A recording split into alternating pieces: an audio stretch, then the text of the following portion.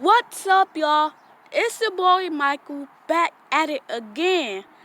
Today we're gonna be back with llama arts. Yes, llama arts. I know we literally made a scary video like 3 days ago. Four days, 5. Well, however long ago, but yeah, we already made a scary video. I love these animations, especially from llama arts.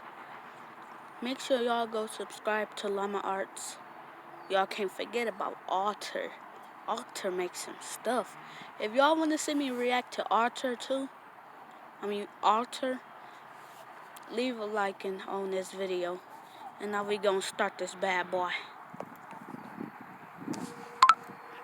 A disturbing Snapchat story 2. This is a short but terrifying story of something that happened when I was Snapchatting a friend.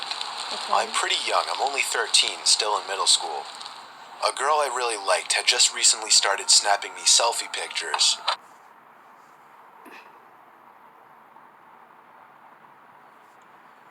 Ew, look at a burger.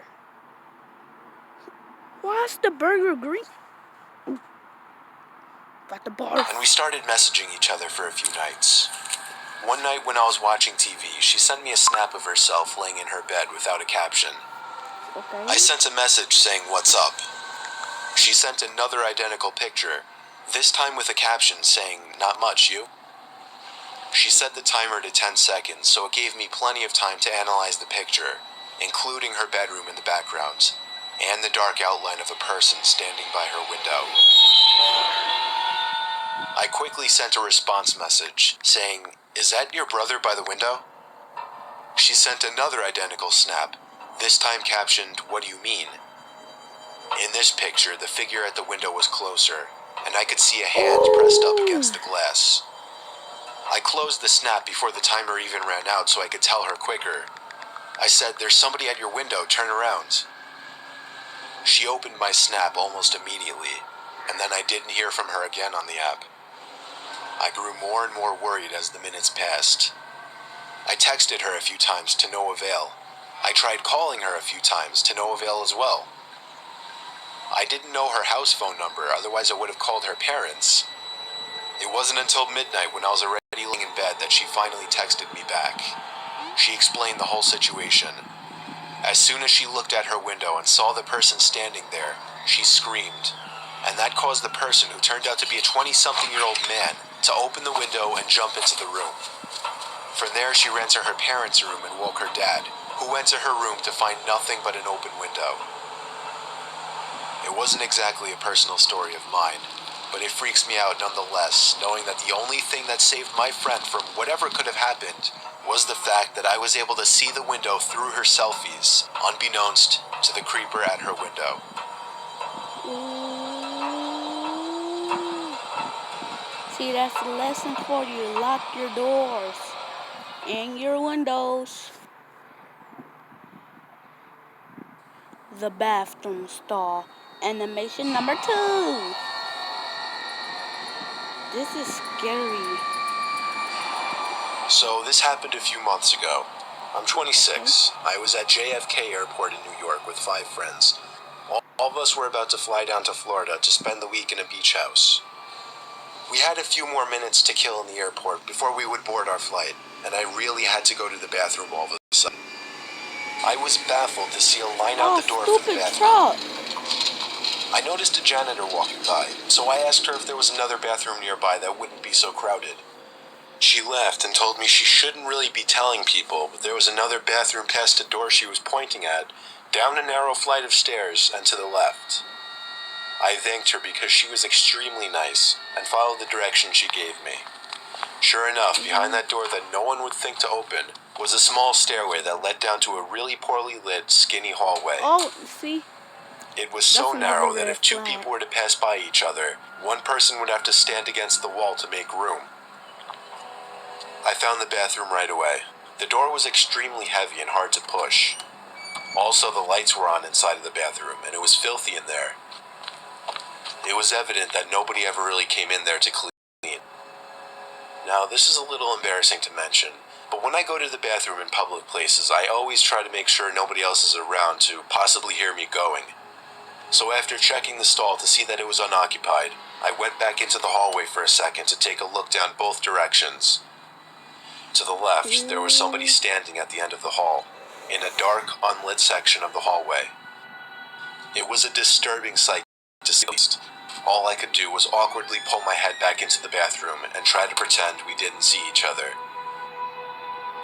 I went into the stall and just stood there biting my fingers for a minute, dreading the thought of that door opening. And of course, it did. I saw the man's black shoes under the stall door as he walked to the stall next to mine. He shut the door, and then there was silence. Hey, why does remind me of I can't talk. Why does this remind me of when I reacted to a look-see when a girl was in the stall? I swear this reminds me. Does anybody get reminded about that? No sound of the man unzipping his fly or sitting down, nothing. I realized I didn't really have to go anymore and went to unlock the stall door. That's when I looked up and saw the man's head peering over the stall, looking at me. Oh! I nearly had a heart attack as my screams bounced off the walls of the tiny bathroom. I ran back up those damn steps and out that door, and then casually walked back over to my friends. I was breathing heavily, but nobody seemed to notice. I didn't tell anyone just because it was embarrassing, and I didn't want my friends to make fun of me in any way. I know, I guess that seems stupid now. I'm just playing. We went on to have our Florida vacation and all had a good time. Of course, the thought of that creepy man haunted me every night that week.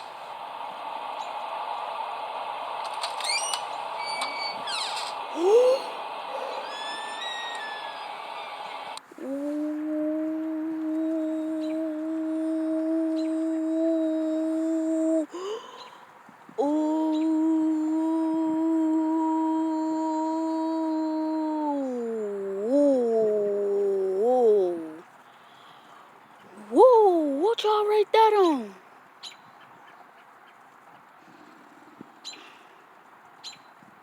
No. Oh, come on, man. I don't know, bro.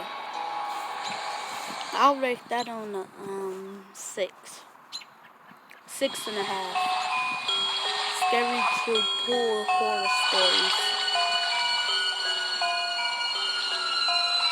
Now that's gonna make me scared to It was go in approaching the end of pool. summer, and my friends and I wanted to do some cool, mischievous things before going back to school. So, we had the genius idea one night to sneak into a nearby community pool. It was actually only a couple blocks away. It's right smack in the middle of a residential area, so instead of sitting on a main road or something, it actually just sat around a bunch of houses on a quiet road. During a hot day, the little parking lot would be full and the spot would be bustling. But at 1 in the morning, the place was of course dead. There's obviously a big fence surrounding the whole front entrance, as well as a cage that gets closed up when the place closes. So our best way was to get in through the side. We snuck into the backyard of a neighboring house and hopped the fence over to the pool. It was as easy as that. The 4 of us took off our shirts and jumped into the pool, which in retrospect wasn't smart, since any of the neighbors could have heard the splashes and just called the police. But we were dumb high schoolers.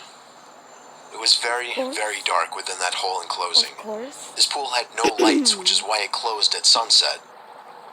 James, Courtney, and Alyssa were on the other side of the pool, as I was just doing my own thing at first, swimming around and getting my face wet. I saw Alyssa get out of the pool shortly after and run away. I swam over to see what was going on. She was just going to the water fountain, though. The 3 of us just bopped around in the water for a bit, and eventually we heard Alyssa jump back into the pool from the other side. It was too dark to see much more than her black hair covering her face. But just then we... Ooh, that's not Alyssa. Ooh, look at her face. heard Alyssa playfully call something to us as she was walking back to the pool. The 3 of us in the pool looked at each other. I know they were doing the same thing as me, counting heads. There were 3 of us on this side of the pool, and here came Alyssa walking over to our side. So who was that on the other side? Alyssa got in, but the 3 of us were distracted, looking at the head bobbing around the water across the pool. James said across the pool, "Who is that?" Not even 2 seconds later, the head went underwater and disappeared from view. We took this time to whisper to each other, mostly things like, "What should we do? What if that's security?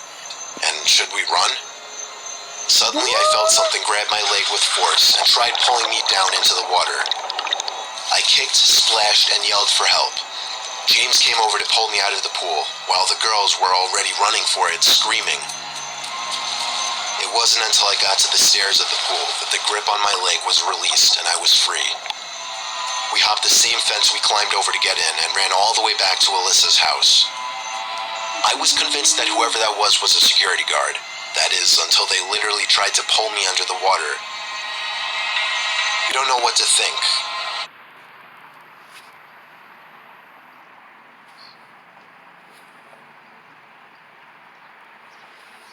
Ew, ew, go away.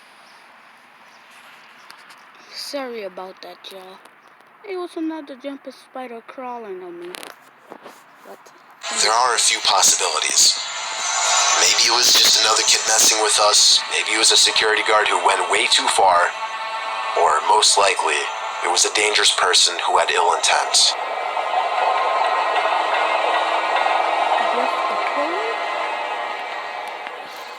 Ooh, that was creepy.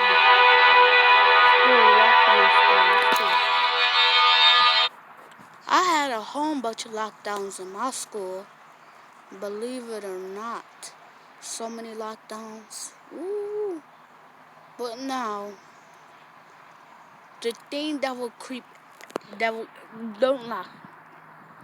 So, whenever you have a lockdown in your school, it's just mostly just a false alarm. Just like training. But now, the most scariest thing you can hear from the principal or whoever is doing like the voice control thing says, "This is not a drill." That will give me the chills. That was help me for my life. Ooh, I'm even too scared to click play, but let's come on. I'm 22 years old, fresh out of college, and I recently got a job at my old high school as a sort of computer intern in the school basement. The basement of the school is very messy and disorganized, but there is a small 3-person office that's actually very nice down there. It has 3 nice big desks, 2 mini fridges, a flat screen TV mounted on the wall, and oh so satisfying air conditioning, a luxury the students and teachers cannot enjoy in the school. And of course all the school servers and other computery stuff. I got the job because 3 of my old computer teachers flat out adored me. I could actually consider them as real friends, not just teacher figures, so they all helped tremendously in landing me this job. It's been great, until something that happened a few weeks ago. My 2 co-workers that shared the office with me, Dave and Gary, weren't in the office at the time. They were upstairs working on papers or whatever. I was eating my sandwich during my lunch break when I got a phone call from one of the women in the front office, telling me the school was on lockdown and that somebody, possibly armed, had entered the school. There wasn't much that I could do other than turn off the lights because, surprisingly, as nice as this little office was, it didn't have an actual door to it, just a big opening, and the door to the whole basement didn't even have a working lock. For my own safety, I did turn off all the lights in the office and my computer screen. I kept my phone on the desk, texting both Gary and Dave, but they wouldn't respond. I sat down there in the dark, playing games on my phone for like 20 minutes, waiting for the call from up front to tell me to resume working. I had no idea what was happening. I couldn't hear what was going on upstairs from down here. But I was not allowed to make any calls until I was informed that the lockdown was over. Then, the noisy basement door opened. As the creaking echoed across the basement and into my office, I sat up from my seat, wondering if I should call out Gary or Dave. I was eager to get some info from them.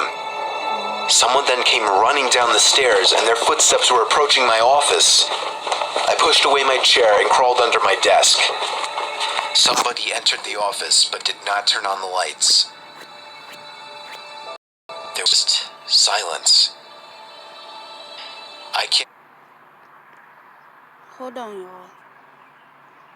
Let me get rid of this freaking spider.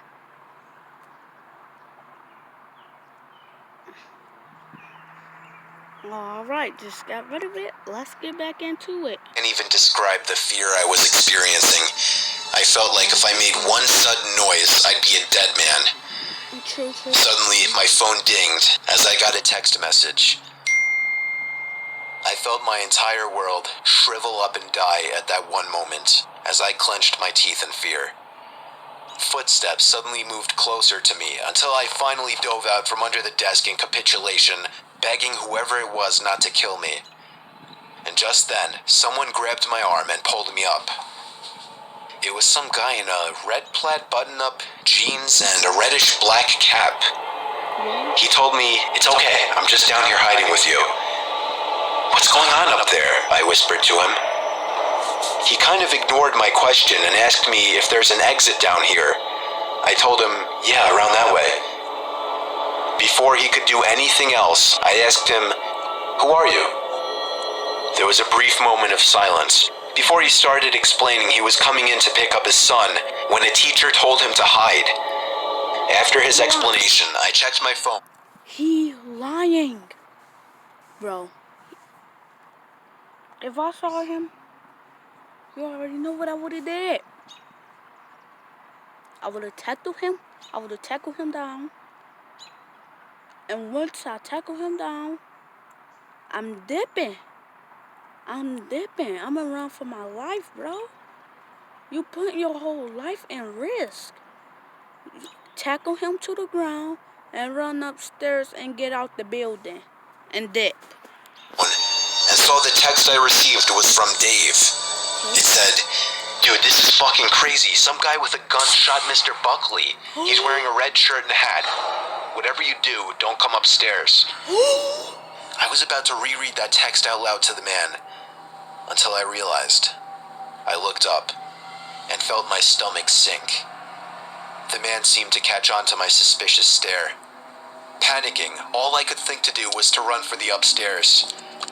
A gunshot echoed through the basement, and I could hear the bullet ricochet off something metal in the darkness. But thank God the bullet missed me, and I made it upstairs. Fortunately, police were waiting at all exits, including the basement exit, and caught the man the second he opened the door. More good news, our teacher, Mr. Buckley, survived the gunshot. It was later determined that the man and Mr. Buckley had some beef for whatever reason, but that was never revealed. All we know is that Mr. Buckley couldn't have done anything that would have warranted this kind of reaction. And I know that the sound of that gunshot will forever echo in my mind.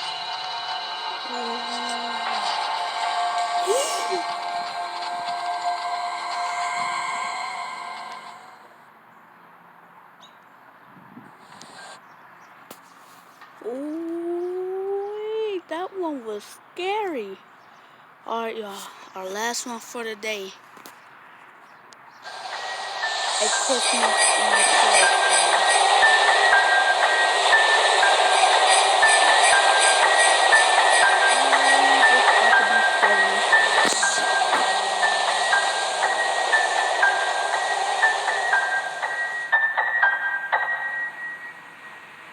Last year on Christmas Eve, I was working late.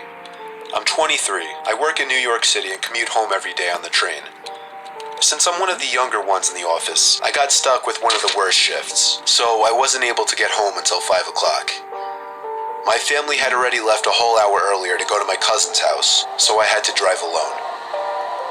After having a quick snack before the half-hour drive, I got back in my car and put my cousin's address into my phone.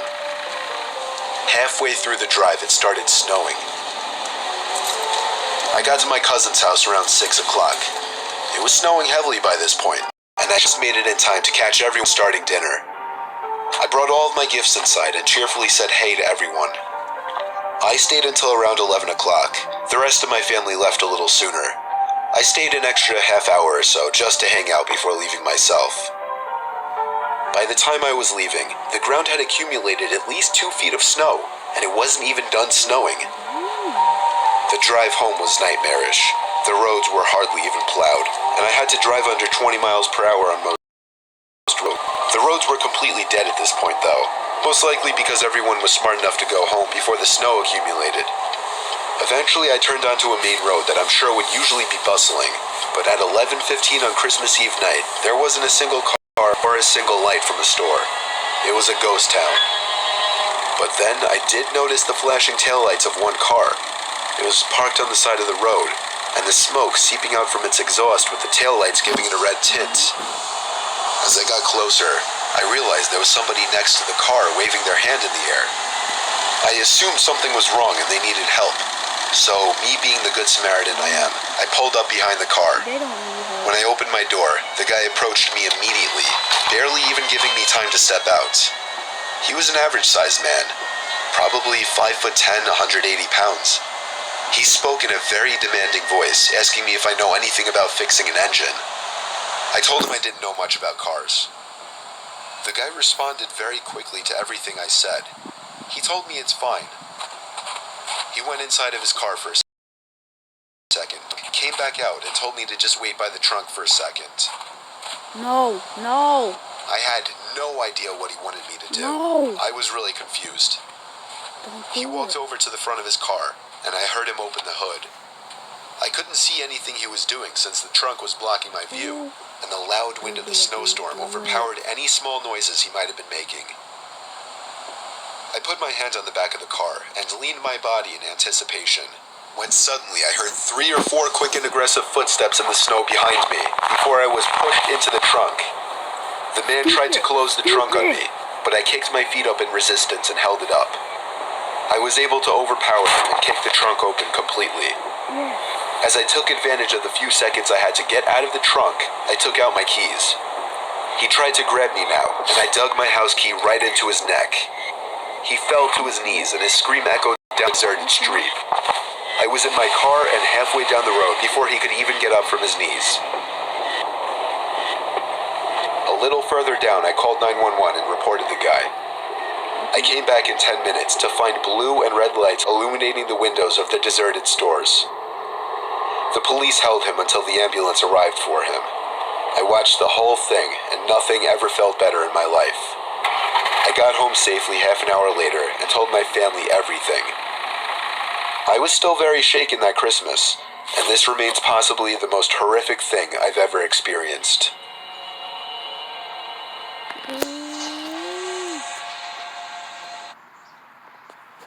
Woo! These was creepy. Alright, tell me which one do you think is more creepier? My first Llama Arts playlist or this one? I gotta keep it real with y'all. I think it's get this one. This one gotta win. But at the same time, I really hope y'all enjoyed the video. Make sure y'all share, show some love. I really hope y'all enjoyed the video. If y'all want to see more scary animations, y'all let me know. Alright? But yeah, make sure y'all subscribe, like, show some love, and mine. Oh, fix my voice. Mine.